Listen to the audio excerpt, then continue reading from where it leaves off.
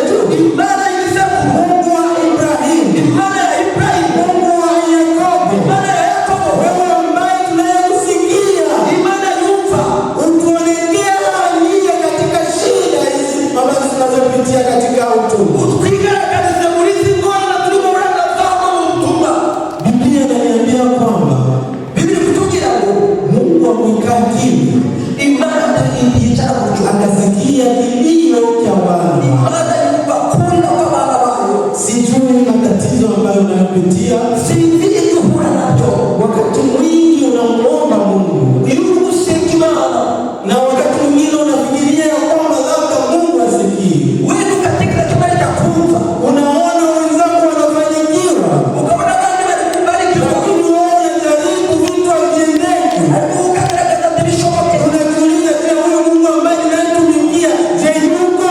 Jibu na simu na ngora na hiyo makao. Mbona wapagani wanaonekana kuendelea kuliko mimi Mkristo? Kubali kitendo kwa tupende mbele. Nataka nikwambie kwamba Nasema kukumbira Mungu ambaye tunayoomba imani tusema ni Mungu anayesikia. ni imani yumva. Biblia inaniambia kwamba Biblia kumbira Mungu aliposikia kilio cha wana wa Israeli, imani yumbishi ndio hakunyamaza kimya, imani ya Mungu akamwinua Musa basi bali akanisha kabisa chombo cha ukombozi. imani shakubu uzama kopora Na wakati ambapo n'umwana tumaini lako turi kuburira linapozimia, igihe kigeze ndipo Mungu anajionyesha, imana yigaragaza ndipo Mungu anapojionyesha. imana yigaragaza. Biblia inaniambia kwamba Biblia kumbira ngo Musa alisimama mbele ya Farao kama Mungu Musa yahagaze imbere ya Farao ng'Imana na akampiga Farao kwa mapigo 10, akubita Farao ibipigo 10 na pigo ya mwisho noneho n'igipimo cyawe Mungu akamwambia Musa, imana ibwira Musa nataka nijionyeshe kwa Wamisri byagamo nigaragaza ku bantu b'Imisiri ya kwamba mimi ni Mungu. kugira ngo bamenye ko ndi Imana. Kuna wakati mwingine Hari ubundi mwana Mungu atataka kuacha upite katika shida na matatizo hari umwanya Imana yakenera ili nguvu zake zipate kuonekana kwa wasiomjua. kugira ngo Imana imbaraga zayo zigaragara ku batari bamumenya. Biblia inaniambia kwamba Biblia kumbira ngo Mungu akamwambia Musa, Imana ibwira Musa mchinje mwana kondoo, mubage intama mchukue damu ile ya mwana kondoo, mufate amaraso y'umwana w'intama kwenye vibambazi vya milango, mushyire ku bibambasi no ku miryango. nitatuma malaika mwenye nguvu za kifo Nzatuma marayika mu mbaraga z'urupfu ili apate kuua wazaliwa wa kwanza wa Misri, atangira kwica urubyaro rwa mbere rw'Imisiri. na atakapoona damu hiyo ya mwana kondoo katika milango yenu, Nazareba amaraso y'umwana w'intama ku miryango. ndani ya nyumba yenu hataingia. Amaraso mu mazu ganyu ntabwo marayika azajamo. Biblia inatuambia kwamba Imana ibiri kutubwira ngo usiku ule ulikuwa usiku mbaya. icyo gihe cyari kibi ku bana b'Isirayeli. Kila nyumba ilikuwa na kilio, Buri nzu yari iri kuboroga. kwa sababu malaika wa kifo walikuwa wameshuka ndani ya nchi, Marayika w'urupfu yari yamanutse muri icyo gihugu. akaua kila mzaliwa wa kwanza wa Misri. Yishe urubyaro rwa mbere mu bakunze mu gihugu cy'Imisiri. Lakini kumlango ambapo kulikuwa damu ya mwanakondoo, Ariko umuryango bari kuriha amaraso y'umwana w'intama. malaika huyo hakuingia ndani. Marayika ntabwo yaje muri ubwo buryo. Biblia inaniambia kwamba Biblia ikutubwira ngo wakati ambapo igihe kigeze mfalme wa Misri akaona hivyo, umwami w'Imisiri abonye gutyo akawaambia wana wa Israeli, akabwira abana b'Isirayeli enendeni, mugende siwataki ndani ya nchi yao. ntabwo bashaka mu gihugu cyose. Gundua vita ambavyo wanavyopigana. Bwana nitapata kuchukua nafasi. Kuna mtu ambaye unaweza kuona, unaweza kaona Hari umuntu wabaye kureba labda ana masomo, wenda afite amashuri labda ana akili, wenda afite ubwenge sio vizuri kumpiganisha. ntabwo ari byiza mu murwanye. Biblia inaniambia kwamba Biblia ikubwira ngo mfalme wa Misri uwo mwami w'Imisiri alipoona wana wa Israeli abonye abana b'Isirayeli aliwapiganisha, yarabarwanyije cyane. amewapatia makazi ambazo zilikuwa ngumu, Yabahaye imirimo iremereye. amewapiga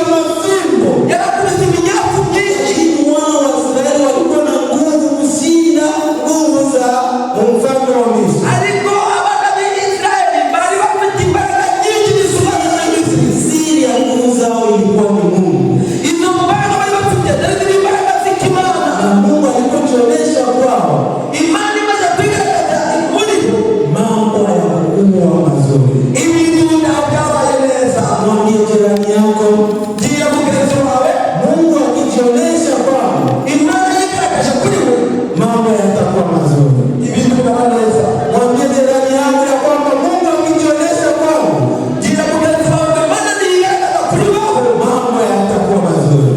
ibintu byaba byiza. Biblia inaniambia kwamba Biblia kuvuga ngo wana wa Israeli wakaenda jangwani, abana b'Israeli baje mu butayu, na Mungu akawaambia ya kwamba Imana ije kubabwira ngo nataka muanze kukumbuka Pasaka, mutangire mwibuke Pasaka, jinsi nilivyowakomboa katika utumwani. kubera nabacunguye mu butumwa bw'uburetwa. Hivyo hivyo mtaweza kunikumbuka mimi Mungu. Nanjye muzanyibuke kuko nabakoreye byinshi.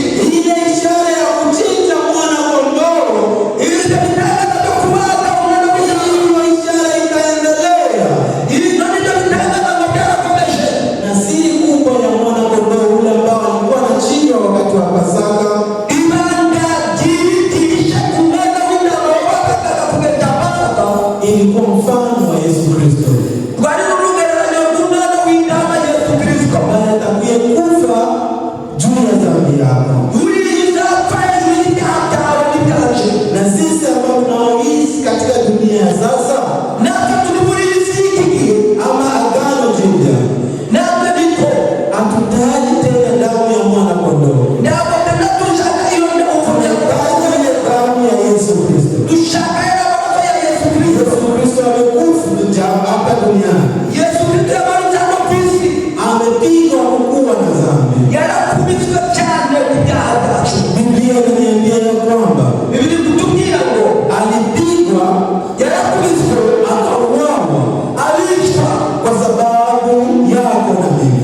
bitewe kuri wowe nanje, na wakamtandika msalabani, maze bamubamba ku musaraba, wakamuita majina tofauti bamwakura amazina yatandukanye, yasiyokuwa na ukweli, amazina badafite ukuri, lakini hayo yote yalitendeka kwa sababu yako na mimi. ariko ibyo byose byabaye kuri wewe nanje. Nataka niwaambie historia kidogo Ndenda kubabwira agakuru gakeya ambayo itakayokuingiza katika scripture yetu ya leo.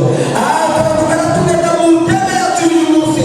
Wakati Yesu Kristo alipozaliwa, Yesu Kristo amaze kuvuka, ufalme wa Rumi ndio ulikuwa unatawala. ubwami bw'Abarumi burahungabana. Katika historia wanatuambia ya kwamba Ese ni kutubwira ngo ufalme wa Rumi haukuwa ufalme mzuri, ubwami bw'Abarumi ntabwo ari ubwami bwiza, ulikuwa unanyanyasa watu sana, bwari buri guteza abantu bukabonabonesha abantu cyane, na ulikuwa unafanya watu lipa kodi nzito ama tax. bajaga barasaba nyine amafaranga menshi kuriha amakoti menshi cyane, Na walikuwa wanatumia madaraka kwa faida zao zenyewe. bakoreshaga amategeko ku nyungu zabo. Katika hiyo wakati Ibyo gihe Israeli ilikuwa inahitaji mkombozi, Israeli yari ikeneye uwabacungura, walikuwa wanahitaji mkombozi ambaye atakuwa watoa katika mateso ya Warumi. noneho bari bakeneye umucunguzi bakagombaga kubacungura akabakura mu mateso y'Abarumi. Yesu Kristo alipozaliwa Umwami Yesu amaze kuvuka, alikuwa sawa mkombozi wa wana wa Israeli, yabaye kumwe nk'umucunguzi w'abana b'Isirayeli, kwa sababu wamewapigania katika maneno, kubera barwanyije mu magambo, akaonyesha ukweli wa neno la Mungu. ariko bari kubereka ukuri kw'amagambo y'Imana. Lakini ilipofika siku Igihe kigeze wakamshika, baramufata, wakampiga, baramukubita, akauawa. aricwa. Biblia inaniambia kwamba Bibiri kuvuga ngo ile siku ilikuwa siku mbaya, icyo gihe cyari kiri igihe kibi, kulikuwa tetemeko la dunia ambayo ilikuwa haijawahi kuwa. isi yari imeze nabi cyane n'abari bayitwaye. Wakati Yesu Kristo alipokata roho masaa 9, Yesu Kristo amaze guca umutima mu masaa 9, Biblia inaniambia kwamba dunia ikajaa giza. isi kushuhudia kwa kweli huyu alikuwa Bwana. Biblia inaniambia Yusufu akamchukua Yesu Kristo, mwili wa Yesu Kristo akauzika. Ikafika Sabato, sababu katika siku ya Sabato hakuna mtu ambaye alikuwa anaruhusiwa kufanya kazi.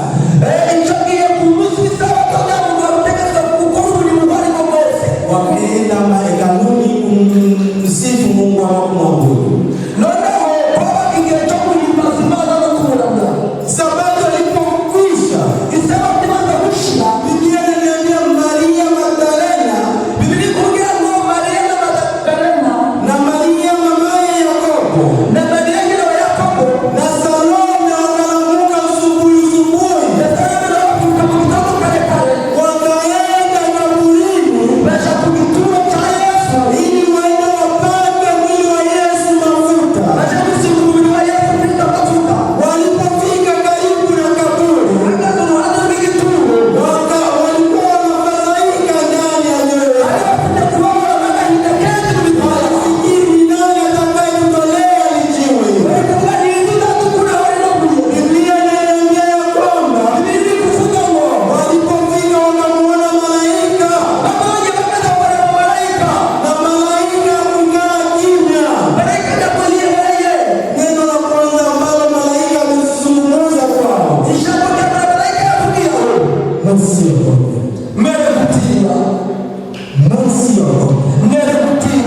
narudia tena,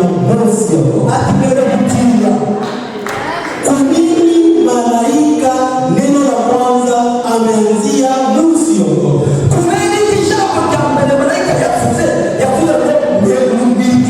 Kwa nini hakuwasalimia kwanza, lakini neno la kwanza lenye ametangulia msiogope? Ni kwa sababu malaika ameona mioyo ya hao wamama. Walikuwa wamefadhaika.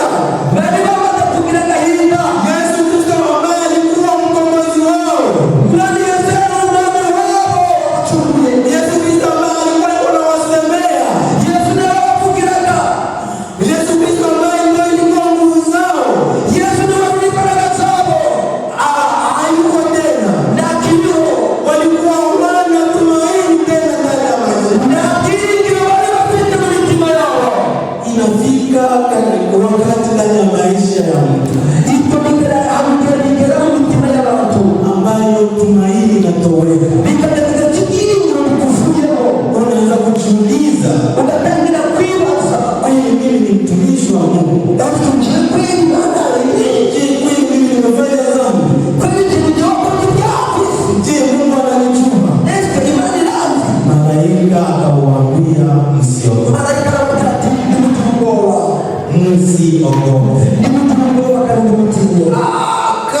Tunaweza kuchukua mwingine mfano katika Biblia. Biblia inaniambia kwamba mtumishi wa Mungu Elia alikuwa mpakaliwa wa mafuta na Mungu. Aliwaoa wanabii wa Baali wote. Nguvu za Mungu zikaonekana ndani ya maisha yake. Lakini Jezebeli akakuja akamwambia mtumishi wa Mungu, kesho muda kama na huu kichwa cha Elia atakuwa mikononi. Maneno hayo yamekaa vizuri. Biblia inaniambia kwamba mtumishi wa Mungu wefu akajazwa na hofu, akaingia jangwani, akafika naomba maombi ya kumwambia Mungu apate kumuua. Sijui shida ambazo unazopitia, ambazo zinazofanya ujisikie kwamba Mungu amekuacha. Najua wewe ni Mkristo, hujakosea bado.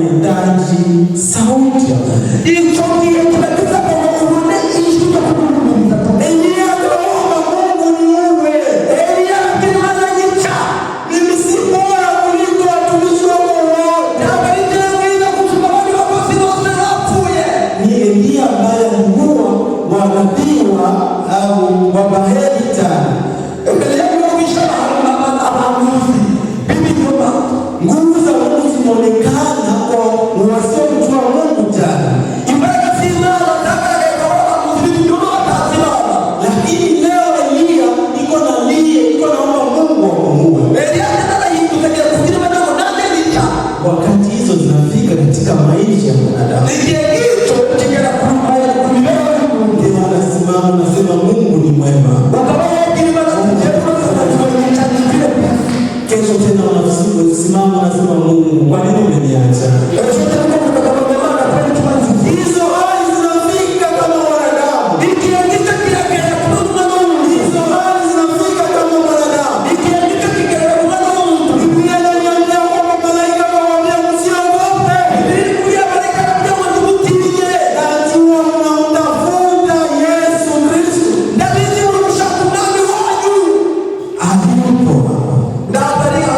Bali amefufuka. Neno la kwanza ambalo malaika akamwambia wale wa mama, msiogope. Neno la pili akawahakikishia kwamba najua unamtafuta Yesu. Leo napenda kukuambia kwamba matatizo ambayo unayopitia Mungu ambaye unayeomba ni Mungu ambaye anayejua. Biblia inaniambia kwamba akasema najua unamtafuta Yesu. Nataka niwaambie kwamba shida ambazo mnazopitia ndani Mungu anaziona, Mungu anazijua. Malaika akasema hayuko bali amefufuka. Nendeni mkawaambie wanafunzi wangu pamoja na Peter.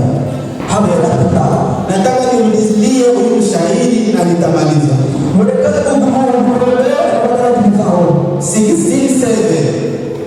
16:7 Biblia inasema lakini enendeni zenu mkamwambie wanafunzi wake pamoja na Petro hapo.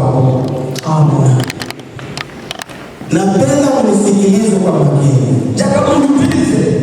Huyu mshahidi ambao natoka kusoma.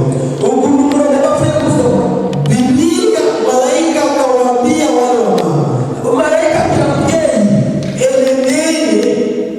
enendeni mkawaambie wanafunzi wake pamoja na Petro. Je, Petro sio mwanafunzi wa Mungu? Lakini Petro ni mwanafunzi wa Mungu. Kwa nini tu Biblia inasema enendeni mkamwambie wanafunzi wake pamoja na Petro? Huyu Petro ni yeye ambaye alikana Yesu Kristo mara 3 kabla John hajarudi.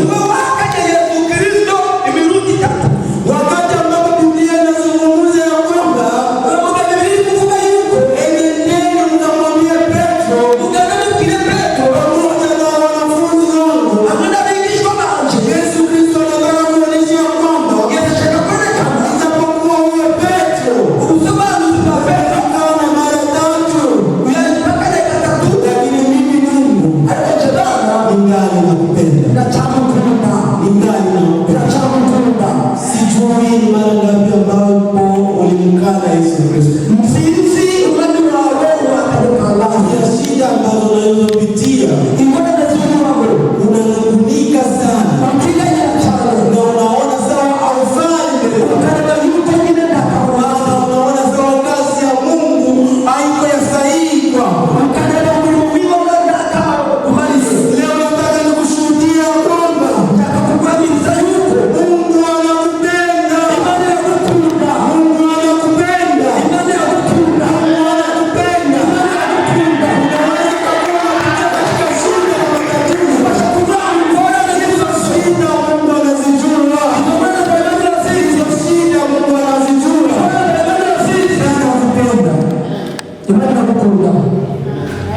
Sijui mambo ambayo yaliyokufa ndani ya maisha yako. Leo ni siku ya pekee ambayo tunayosherehekea ufufuko wa Yesu Kristo. Na katika siku hii kuna neema isiyokuwa ya kawaida. Nataka niombe pamoja nawe.